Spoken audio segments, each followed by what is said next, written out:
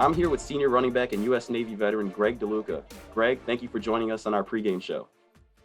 Thanks a lot, Eddie. Appreciate you having me on. So, Greg, you've had an incredible path up until this point. So much to talk about here. You served 6 years in the U.S. Navy. You got married, and you even welcomed a newborn son to the world. Talk to me a little bit about your journey up until now at NIU. Oof. That's a lot to unpack. It's a long road, but I originally went to undergrad, graduated in 2013, had played football, 2 years of football, 4 years of lacrosse there. My senior year in college, there was a member of the lacrosse team who essentially did what I am doing now. He had graduated in 2007. He then enlisted in the Army, was an Army Ranger for 5 years, came back, and my senior year, he was on the lacrosse team while getting his MBA. So that was what turned me on to this NCAA rule in the first place, that joining the military freezes your eligibility clock. And it was such a cool experience, especially for me going in, knowing I was joining the military the next year, to have him around and asking questions. He's a great friend and mentor of mine. So that turned me onto it in the first place. And I knew in the back of my mind, I'd already played 4 years of lacrosse, so that was done. But having only played 2 seasons of football, I always knew that it was an opportunity. And as the years went by, it became more and more appealing to me. So I think 2017, I was actually in Africa when the idea really hit me, and I got excited about it. And I emailed the NCAA, said, "Hey, this is my story. I think I should have another year. Am I screwed up, or is that correct?" And they said, "Yeah, I think you're right." So ever since then, I've had this in the back of my mind. Thank God my wife has been cooperative and totally supportive the whole way. We got married last year in March, welcomed our son into the world on December 1st last year. So coming up on his first birthday, and it's been an awesome experience. I'm really happy to be here. You mentioned your time at Duke University, where you were a two-sport athlete. You were on the football team, like you mentioned, in 2010, 2011. Then on top of that, you won a couple of national titles. I don't think you mentioned that, as a standout defensive midfielder for the Blue Devils lacrosse team. I mean, that itself is pretty impressive. When you look at your whole story, though, that's just a small part of it. What did your time at Duke teach you overall? I love my time at Duke. I was so fortunate to be there when I was. I absolutely loved my teammates, loved my coaches. Again, was super fortunate in lacrosse. My 4 years there, played in 4 Final Fours, won 2 national championships. So couldn't have hit it at a better time. And my time on the football team as well, under Coach Cutcliffe. Again, great coaches, great teammates. So I've have nothing but good things to say about Duke. And again, learned so much from my teammates and the incredible coaches there. And then right after Duke, you joined the U.S. Navy and served as a member of SEAL Team 10 and Special Reconnaissance Team 2. I mean, what made you decide to serve in the military after receiving your undergraduate degree? I know you mentioned one of your buddies who kind of did that same exact path to the military. Can you talk a little bit about that?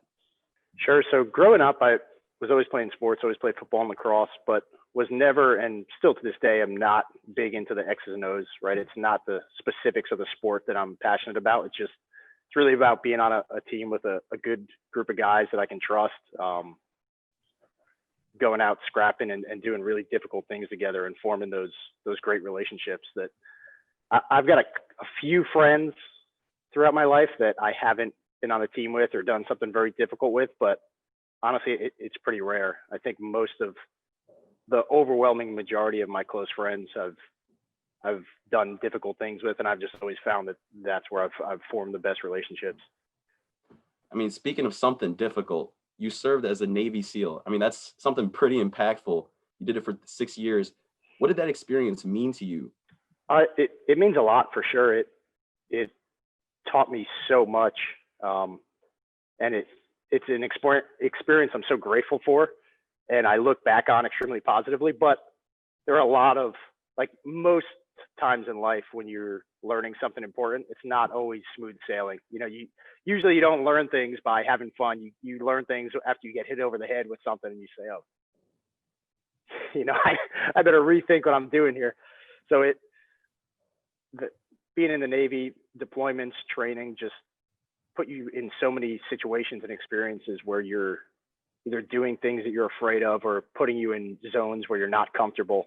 And again, in the moment, it's nobody wants to be uncomfortable, right? Nobody wants to be afraid of things, but developing that mindset to continually confront those things that you're afraid of is one of the most important lessons that I took away and really changed who I am as a person. Definitely. And fast forward now to 2020, you're now pursuing your master's degree in sports psychology at NIU. But not only that, 9 years after the last time you stepped onto a football field, you are back in a Huskies uniform. What made you decide to suit up for one final year? You said in 2017 you kind of had the idea and you reached out to the NCAA. What ended up making you, commit to it fully? Just something I was passionate about. I mean, like I said, I've always formed the greatest relationships on teams like this, on high performing teams, doing difficult things. Where I was going in the Navy, this was just more exciting than kind of the next milestone in my career there. So, when I would wake up in the morning, I was more excited about the idea of coming back to play football than I was about my next job. Is really what it came down to. Once that seed planted, I couldn't shake it. I thought about it for a long time. I had a lot of time to mull it over, but never went anywhere. Kept growing stronger, and again, my wife was fully on board with it. So here I am. Definitely.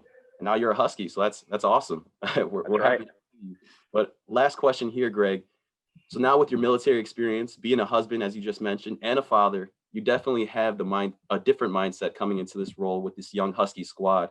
So talk to me a little bit about your experience and what it's been like in the locker room, being the older guy and being a little bit of a leader. Yeah, it's been a great experience for me. That's probably the part that I've enjoyed the most. I think if I were on this team as 20-year-old me, would definitely not have the relationships that I have now. I've always been a relatively shy person, I would say.